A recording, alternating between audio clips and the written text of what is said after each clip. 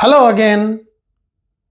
In this video, we will learn all about the infinitive.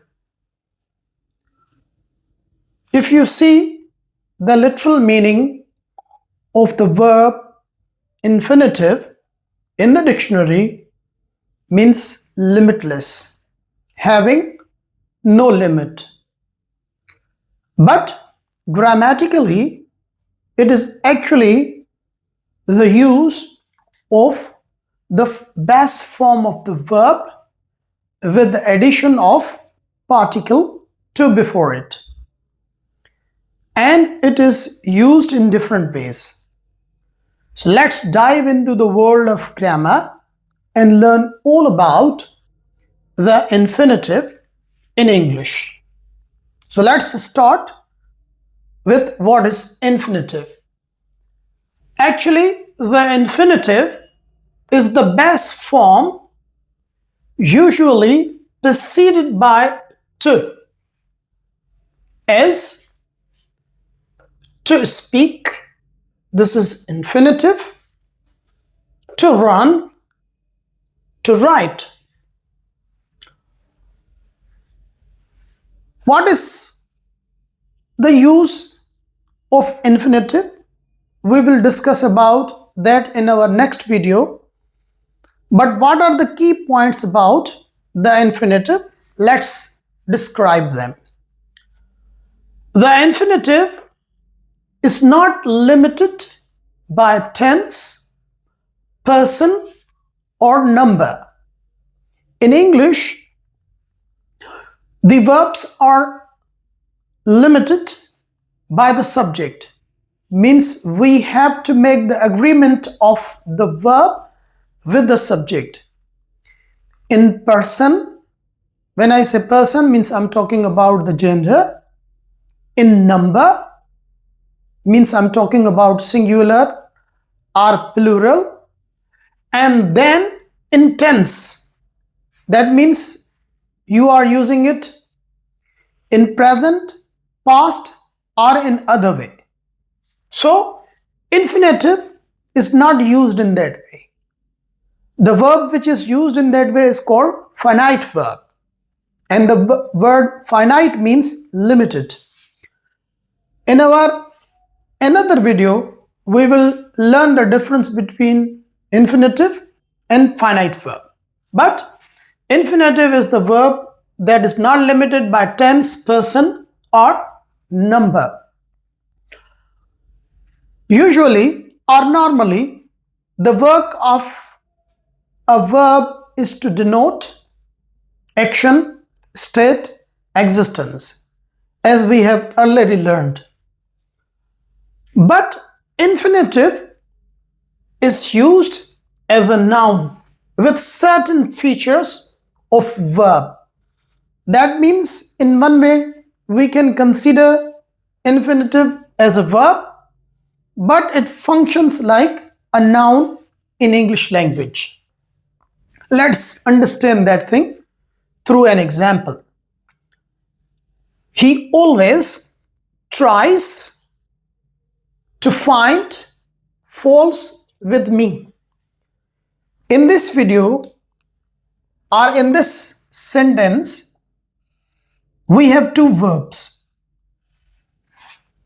tries and to find. Now, tries is a finite verb and it agrees with the subject. Because the base form is try, I'm adding here es because subject is third person, singular. I'm using the first form of the verb because I'm making a present, simple tense, and I'm using es because the subject is singular and subject is he, means person is he, that's why I'm using here tries. These same things do not apply on the verb to find, which is infinitive here. Here, to find is not limited by tense, by person, or by number. So I don't say he always tries to finds. I can't or I won't add s because that will be a grammatical mistake. Secondly, I can't change its form. Thirdly, if the subject is singular or plural, it won't affect on infinitive. So in this sentence, to find is infinitive. Normally, with the same subject, without any connector, we can't use two finite verbs. But we can use two verbs. One will be a finite verb and another will be infinitive, which will be used as the name of an action rather than showing the actual activity of the subject. So to find in this sentence merely is the name of an action, not limited by tense, person or number. Another thing that is noteworthy here, that mostly the new learners think that all infinitives must have to before them, which is not essential. So to, no doubt, is frequently used with the infinitive, but it's not the essential part of it. In various kinds of infinitive, it is removed. We are going to talk about that thing. Secondly, people are mistaken to think that to used before the verb is preposition. Preposition is never used before the verb. It always comes before the noun. Then what is the grammatical status of to? In to find, to run, to write, to speak. This is called particle. What is particle? If you are interested to know more about the term particle, please watch my video or a special video on particle. Now let us also talk about the kinds of infinitive. In different situations, we use different kinds of infinitive. The first kind or the universal kind of infinitive is full infinitive, or it is also called to infinitive. And to know that it is a full infinitive, you have to keep only one point in your mind, that there is always to before the verb. So the structure of the full infinitive is to plus base form, means the first form of the verb. As she decided to leave. To comes before the verb leave, so this shows it is a full infinitive. She decided to leave job. I have come to see. Here to see is full infinitive because it is to plus best form of the verb. So I have come to see you.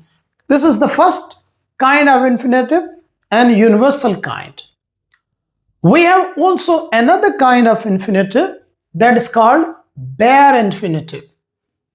Some grammarians also call it zero infinitive.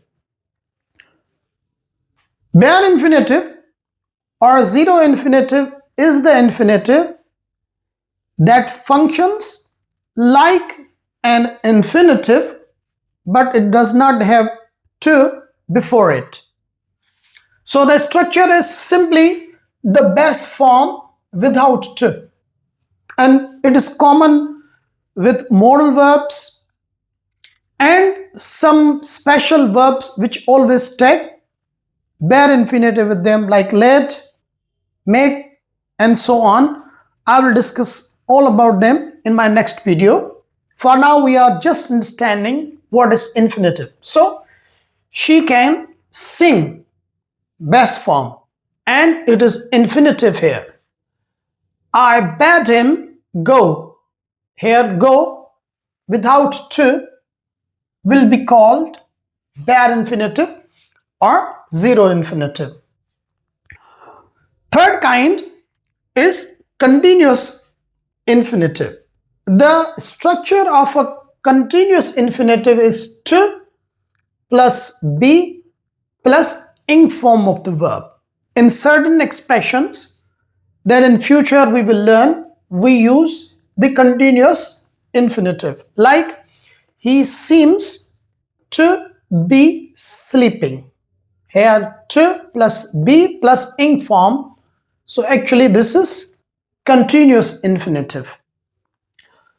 I'm excited to be going on the trip.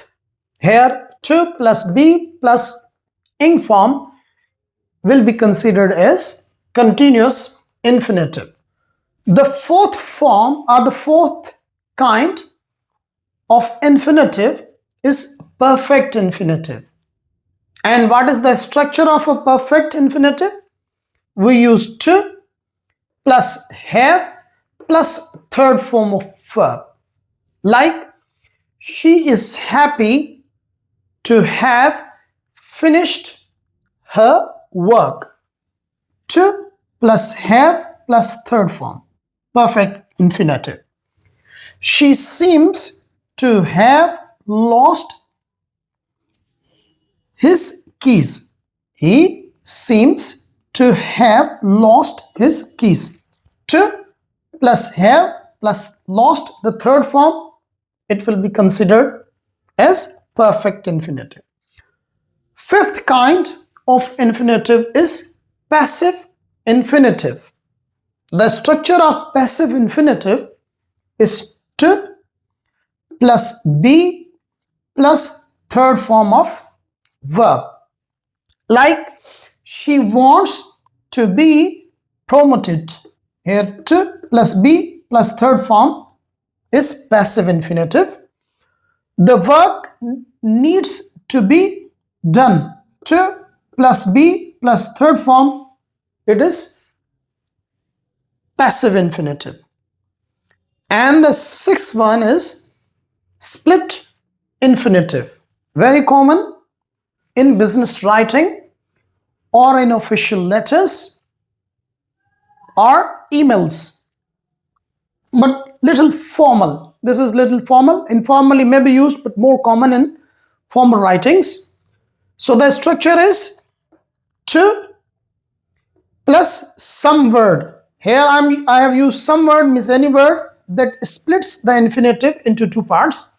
So to plus some word plus base form of the verb. Like, she tried to quickly finish the work.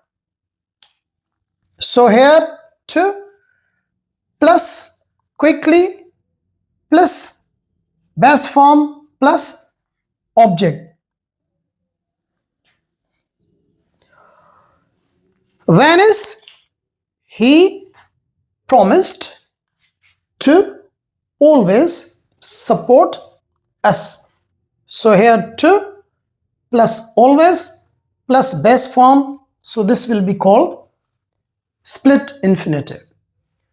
So infinitive, the form of the verb which functions like a noun and can be used with a finite verb when we need to use two verbs at a time with the same subject without any connector. And we have 6 kinds of them. How they are used in various ways, we will be talking about them one by one in our upcoming lectures.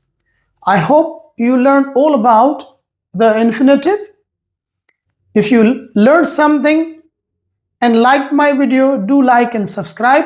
And until my next video, bye bye.